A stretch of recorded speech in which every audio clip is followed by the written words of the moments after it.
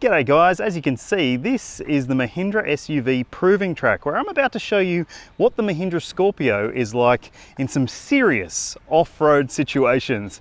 Now, if you haven't already, you can check out my full detailed review of the Scorpio and my comparison test. Just find the links in the description. But for now, if you haven't already, like and subscribe. Let's go for a drive. This is going to be fun, trust me. The Mahindra SUV proving track is a mega complex in the south of India, about 2 hours drive from Chennai.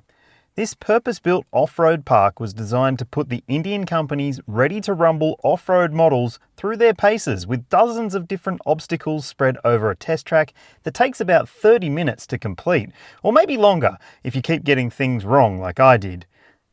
You'll have to excuse the cabin full of faces in this video. I had a few Mahindra executives with me who helpfully videoed some of this footage, so thanks very much to them. And the driver training lead was also sitting alongside me. Right, let's have a look at the Scorpio tackling some of these serious obstacles. We're sticking to the tracks that are a little bit safer for the Mahindra Scorpio. These other ones are made for the Mahindra Thar, which sadly we'll never get in Australia, but even so, still a pretty challenging little track here. Right here along the Chennai Express railway track. How good! So these are concrete sleepers. And you can see we're bouncing around a little bit in here. Some takeaway facts on the Scorpio. Under the bonnet is a 4-cylinder turbo diesel engine, which offers a good amount of pulling power in different situations. And there's an automatic transmission and 4-wheel drive, including low range, which was engaged for almost all of this drive. The ground clearance and off-road specs aren't quite as amazing as the Mahindra Thar off-roader, which I also did a test of on this track. There's a link in the description. But the Scorpio is certainly more hardcore than many other SUVs in this segment. So it's got 227 millimeters of ground clearance, a wading depth of about 500 millimeters, and then you've got an approach angle of 27.2 degrees, which is pretty good, then a departure angle of 21.3. So it does tend to touch down a little bit when you cross things up. There were also other obstacles like a downhill staircase, which was a bit of an interesting one to drive over. There's another section of the track where you drive over large offset concrete beams, and that really does give you an idea of the suspension movement that you have available to you in that sort of situation where you're crossing directions quite a lot. This is one way to use expired tires, set up a tire track like they use in the army to try and test their agility. Not really stepping very fast through these though, so. There were other elements to the test, including some steep ascents and really scrabbly descents as well, and some offset climbing on some grassy knolls, which was really quite off-putting. That's another great use of second-hand tires to the side there. Whoa. God, this is nerve-wracking. Thrilling.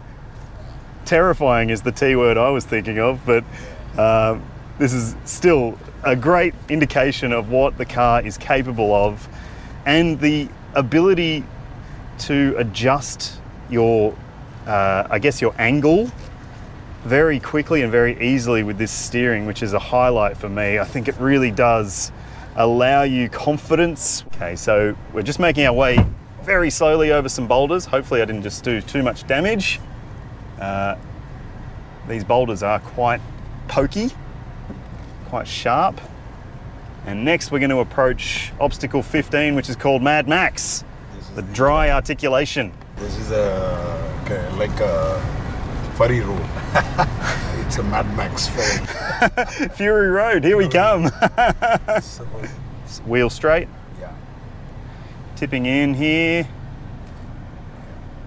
Whoa, yeah, that's good. Can feel that wheel up in the air. And then the back wheel's going to dip down. Front wheel's going to dip into the next hole. So, yeah, there we go. Crossing things up nicely there. And then again. I had some issues with the auto-locking rear differential, which will lock up when traction is lost. The issue with that is, if you've already lost traction, you're probably less likely to keep the boot into it because you don't want to get more stuck. A proper locking differential with a button that you could press to actually lock it when you want it to be locked would have made this part way easier.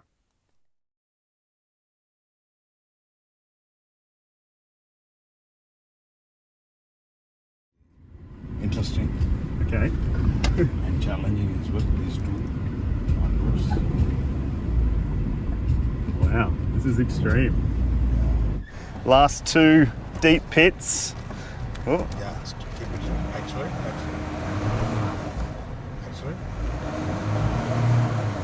Come reverse and go. reverse. Come reverse, keep right. So You have come into right hand one down. box. Right Yeah. hand down. Reverse, take little reverse. Yeah, keep one wheel right and move on. So forward right. Yeah. Okay. Keep it in this way. Yep. Right. Yeah, accelerate. Yeah. Here we. Perfect. Yeah. No. Try again. Some more. Eventually we made it through. It could have been my safety sensors kicking in, but I didn't feel right flat out accelerating in that situation despite my instructor's best efforts. And not making excuses or anything, but the Indian way of instructing is a little bit different to what I've been accustomed to in Australian drive experiences like this. In recent times, the Scorpio has copped some bad press for its 0-star safety performance rating from ANCAP, but the brand's local engineers assured me that they're working to make significant improvements to this vehicle, including structural changes and the addition of advanced safety systems for the driver and pedestrians and other road users as well. Not that those things matter when it comes to off-roading, right? If you live in India, thanks heaps for watching this review, but also keep in mind that you can book in to go and have a go at this off-road course yourself if you are a Mahindra owner. So that's definitely something worth looking into if you're interested in off-roading. I have to say, I reckon this is one of the best out-of-the-box off-road vehicles that you can buy, especially at the price point being asked. You can get one of these for well under $50,000 drive away. That is a lot of off-roader for your money, brand new. So there you have it, the Mahindra Scorpio. It is an absolute weapon when it comes to off-road stuff, and it was great to have the experience of testing this vehicle in its native environment where it's designed to do this kind of hardcore off-roading. If you enjoyed this video, please do hit like and also make sure you subscribe. And if you haven't seen my other detailed reviews of the Mahindra Scorpio, please do find the links in the description below. I've done a full detailed review, including all the interior stuff you need to know, safety stuff as well. And also I've done a comparison test against the GWM Tank 300, where I think you will learn that there's a lot to know when it comes to what this vehicle is like on-road and off-road. So check them out, and if you haven't already, like and subscribe. I'll see you in the next one. Thanks for watching.